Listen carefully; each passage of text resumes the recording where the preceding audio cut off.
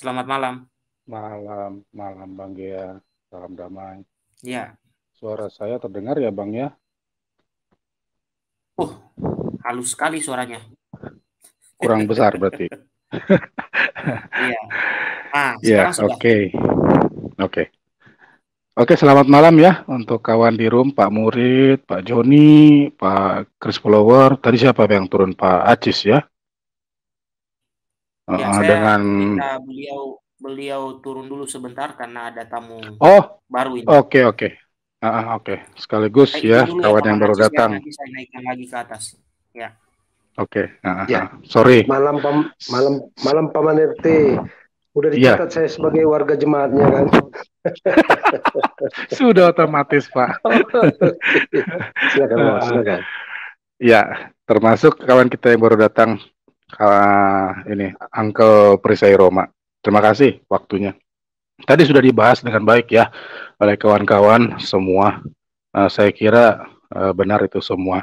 Tapi saya ingin menyampaikan, kita melihat dari cari pandang yang lain ya, sebagai wawasan dah buat kita semua.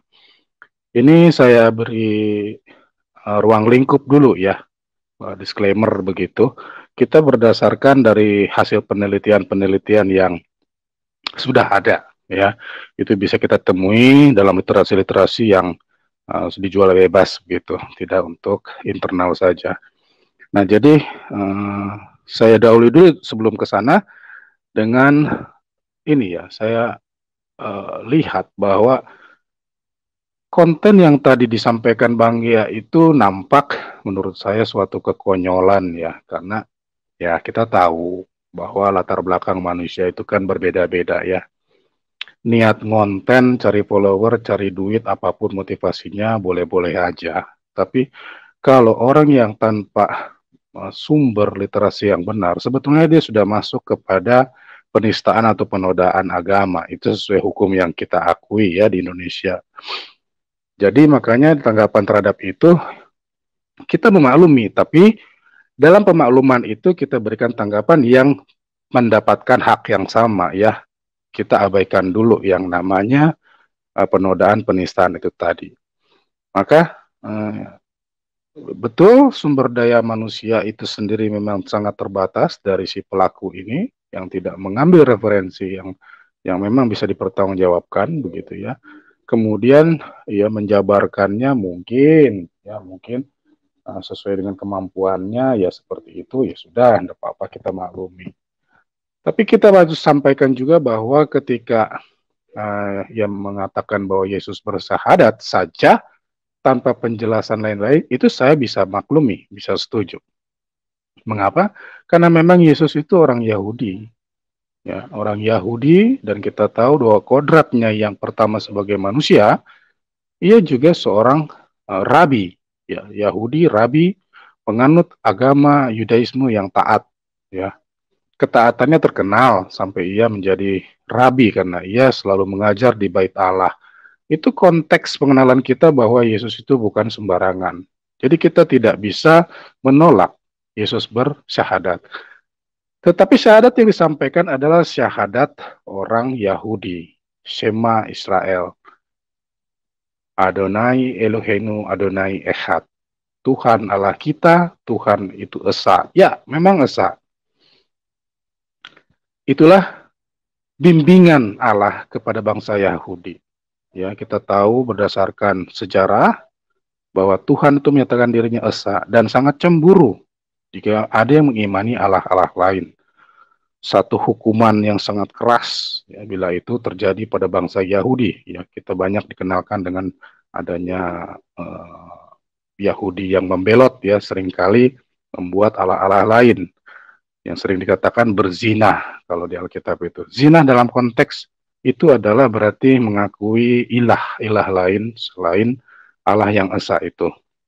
Nah, kemudian ketika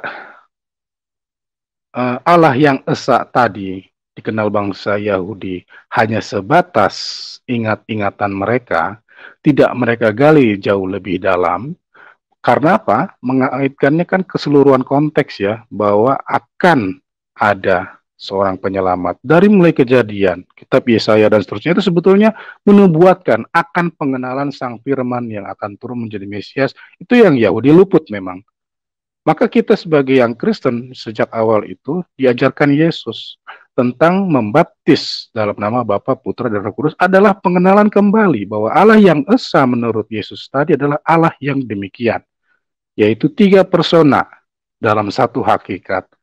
Ini yang mengatakan adalah orang yang langsung dari surga, orang yang diakui oleh para rasul, mempunyai mukjizat dan sebagainya, itu menandakan ada kebenaran dalam pemikiran Yesus yang disampaikan kepada para rasul. Yang akhirnya pada peristiwa Pentakosta, mereka jauh lagi lebih mengenal Yesus yang ilahiyah tadi dengan pengenalan dari Roh Kudus langsung yang dikirim oleh Tuhan atau Allah atau Yesus itu. Ya, konteksnya begitu singkatnya. Nah, kemudian kembali lagi bahwa demikianlah memang masih banyak di Indonesia ini orang-orang yang seperti itu, ya. Tentu kita sadari semua, inilah akibat dari perjuangan bangsa yang belum selesai ya. Kita mengenal dari awal, kalau kita gali lagi dari ekonomi bisa, ya, dari banyak korupsi bisa, ya, banyak juga tentang hukum-hukum yang prematur begitu, atau tidak adil gitu ya, atau yang dalam pelaksanaannya ada korupsi terhadap hukum tadi, diperlakukan tidak adil dan sebagainya, yang akhirnya menciptakan jiwa-jiwa masyarakat di Indonesia ini memang dalam pengaruh hal-hal itu tadi. Tetapi saya menyadari bahwa ini suatu masa transisi, di mana banyak juga dari pihak mereka, para Islam ini atau Muslim ini, yang bergerak sesuai dengan keinginan kita, yang masih bisa kita katakan mereka tanda petik ya, mengadopsi nilai-nilai Kristus. Di antaranya mereka menolak kemunafikan, ya, ingin menegakkan keadilan, ya, kejujuran, menolak berbohong dan sebagainya. Itu kita bisa lihat dalam konten-konten yang lain yang jauh lebih berbobot dan terdidik ya, seperti Cokro TV dan lain sebagainya. Ya, orang-orang itulah yang perlu kita dukung ya, karena mereka sendiri sebetulnya sedang menghadapi masalah dengan saudara seimannya sendiri. Bagaimana perihal 212, HTI, terus FPI dan sebagainya, mereka katakan sebagai kelompok kadrun, kelompok-kelompok yang merusak Islam, kelompok-kelompok yang sama kedudukannya dengan PKI, terlarang, dan sebagainya. Nah, saya mengapresiasi mereka yang berpikir maju seperti itu. Tetapi sisa-sisanya seperti konten-konten tadi, ya memang ini salah satu bentuk media yang tidak bisa kita tahan ya. Akan demikian banyak tersebar begitu.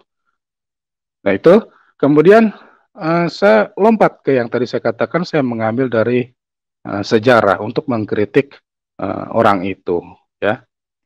Jadi sebagai pengetahuan nanti tolong dikaitkan bahwa ini dengan keseluruhan yang saya sampaikan sebelumnya ya. Saya pernah membaca ya dari satu literasi karangan Mark A. Gabriel. Saya ulangi, Mark A. Gabriel. Beliau seorang sarjana Al-Azhar Kairo pada waktu itu. Ya, beragama Muslim kemudian murtad menjadi Kristen. Ya. Beliau dalam penelitiannya tentang kebenaran Islam sekaligus komparasi agama-agama yang ada menemukan fakta-fakta sejarah yang mencengangkan beliau. Ya. Yang saya ingin sampaikan 1 poin, 2 poin saja. Yang pertama tentang kata Islam. Kata Islam ternyata dikenal sebelum adanya Islam itu sendiri. Ya, di mana beliau itu mengatakan ada? Ya, kata Islam itu sebenarnya penemuan tugu ya yang didirikan oleh Ismail sebagai tugu peringatan, sebagai peringatan akan iman Ismail tetap mengakui Allah Abraham dan Allah Ishak. Jadi artinya singkat cerita bahwa kata Islam itu yang menunjukkan Ismail tunduk kepada Allah Ishak. Karena ia terbuang ke timur, tetap ia dalam duka cita ya, terbuang. Tetapi Allah tetap menentukan seorang yang terpilih itu adalah dari Ishak. Maka Ismail harus pergi. Tetapi kita lihat bahwa Alkitab menceritakan banyak hal ya, bahwa janji Allah menyertai dia juga. Ya, dengan mengembangkan keturunan Israel di timur sana. ya, yang akhirnya diklaim ada garis katanya keturunan kepada apa namanya seseorang di dunia Saudi sana, ya. Nah, setelah itu Mark A. Gabriel ini mengatakan bahwa sebenarnya apa yang dilakukan Ismail itu ada kaitannya dengan keislaman sekarang, artinya ada rintisan ke arah sana. Tapi kita tahu bahwa campur baur semua itu pasti ada, ya. Karena sebelum Islam ada, Zoroastrian pun ada. Bahkan kita mengenal bahwa bidat sempalan yang kita tendang pada abad 4 dan 5 yang membuat Injil-Injil palsu dan sebagainya, itu kita akui sebagai satu bentuk ajaran Nestorian di Saudi Arabia. Ya. Nah, Mark A. Gabriel ini kemudian